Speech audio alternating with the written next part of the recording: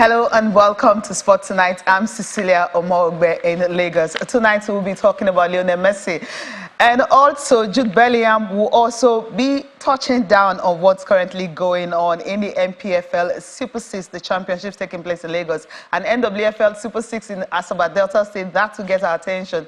And also UEFA Champions League, the countdown is already on. Pep Guardiola trying to win the Holy Grail for Manchester City, and it's going to be on this Saturday. For Pep Guardiola, he's been talking a lot ahead of that, trying to tell his players what they need to do to ensure that, yes, they're able to win that Champions League for Manchester City after having a fantastic season, winning the league title, and of course, the FA Cup. But first, we're going to be starting up with, well, the biggest story right now. It happened. Lionel Messi has confirmed that he will be joining MLS side, that's Major League Soccer in the USA, talking about Inter Milan. That's where he will be playing his football next. So for the first time in his 35 years of age, Lionel Messi will be playing football outside Europe, and USA is his destination. He confirms that at this evening. If it was all about money, according to him, he won't be going to MLS, but it's all about what he wants outside football. What are the things he wants? Remember, he signed a lot of deals with Adidas and, of course, Apple. He wants to finalize those things. And after football, there's always life after football, and that's what Lionel Messi is focusing on. So Lionel Messi would not be going to Saudi Arabia as speculated earlier. And for Barcelona fans, you say heartbreak for all of them, because Lionel Messi will not be joining Barcelona, the financial fair play that will be imposed by La Liga next season. That's the reason he will not be going there. But then MLS Inter Miami, co-owned by David Beckham, who played also for MLS side LA Galaxy. Right now it's going to be Inter Miami. That's where Lionel Messi is going next. All right, not just Messi that is making a move this transfer season. You also having Jude Bellingham.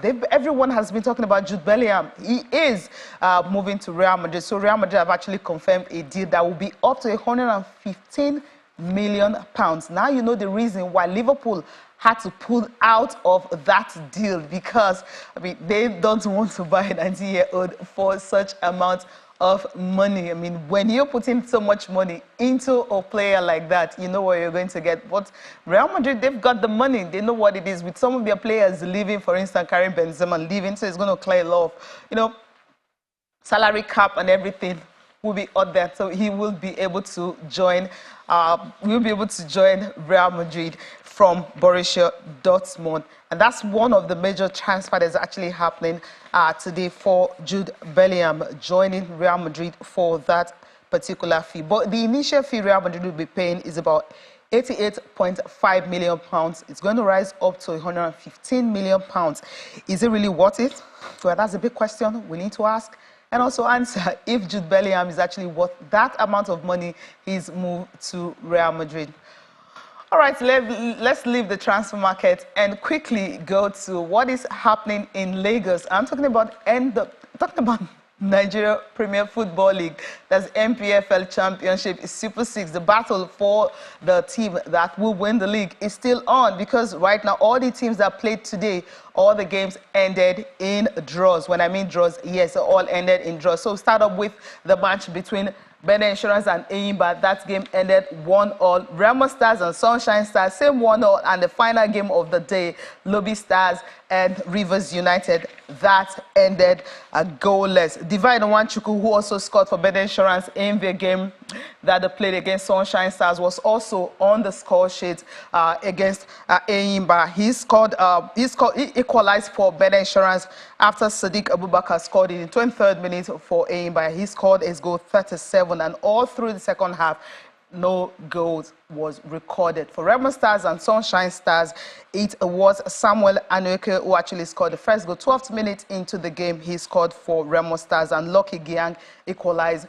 for Sunshine. It ended 1-1. And the game between Lobby Stars and Rivers United, of course, ended goalless. So it's tough. Right now, it's hard for you to actually pick the team that will win the league title because of the draws that is actually happening in the NPFL. Friday will definitely be match day 3, and on Sunday the finals will be decided. The teams with the highest numbers of points will be the one that will be winning it this season. And remember, the team You know, the winner is going to go home with 100 million. That's the prize money, so it's really big. All right, we'll leave in that and quickly go to NWFL. Of course, the Super Six is also going on. Is in Asaba, Delta State, the games that were played today, Robo Queens and Rivers Angels. It was Rivers Angels.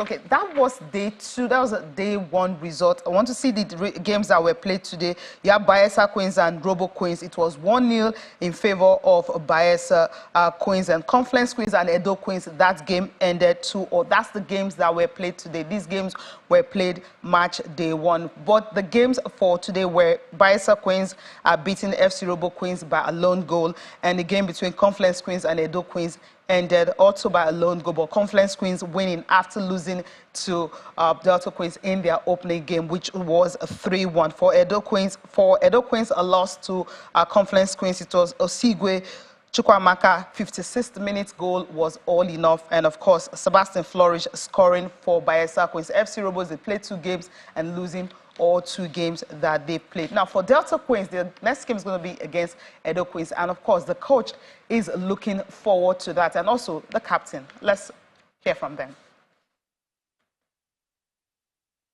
You know, football is business worldwide. Anywhere you go in the world, they take it as a business. You know, first of all, you need to bring in the fans back to the stadiums. And when you bring in the fans, you need to also bring in a lot of sponsors, because you need money to propel football. You know, if players are not motivated, they cannot actually give in their 120%. We want them to give 120%, not 100%. That is part of the thing we want to, you know, advocate for.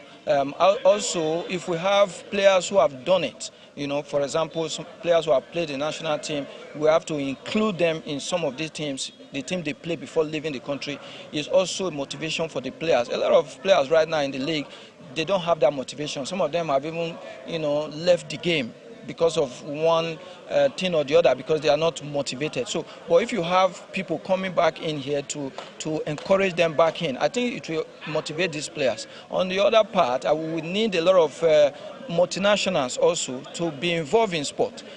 Remember back in the day, a lot of banks used to have teams. A lot of companies, they had their own teams, and we play a lot of games. A lot of platforms were created. So we want them to create a lot of platforms, because most of these players are idle. If they play the league once a week, they'll go and relax. Or sometimes the youth league, when they play one game and they go and relax, there's nothing to keep them busy. We want to create a lot of platforms. Remember now the Super Six, so after that we have the Super 8 that is coming up, the league. So it's a lot of engagement. I wish we have a lot of multinationals who will bring up a lot of cups for these players to play.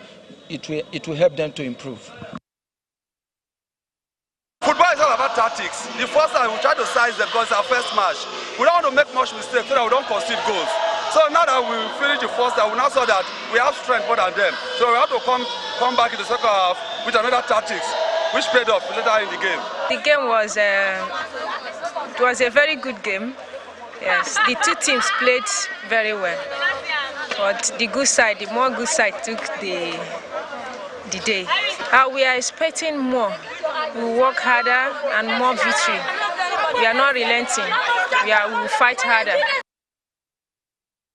That's the captain of Delta Queens. Of course, earlier you listened to the coach, and before that you listened to Julius Agawa talking about how we can have more competitions for the NPFL, for more players to be able to play football. Yeah, I talked about Pep Guardiola earlier, but we don't have time to actually take him talking about the Champions League coming up this weekend. Of course, he'll be up against Inter Milan, trying to win his first Champions League trophy for Manchester City. When he was at Barcelona, he won a treble. He wants to replicate that in the Premier League. It's only Sir Alex Ferguson that's been able to do that. But then that's it for the show tonight. I want to thank you so much for staying tuned with us. I'm Cecilia Omogbe. Do have a fantastic night's rest.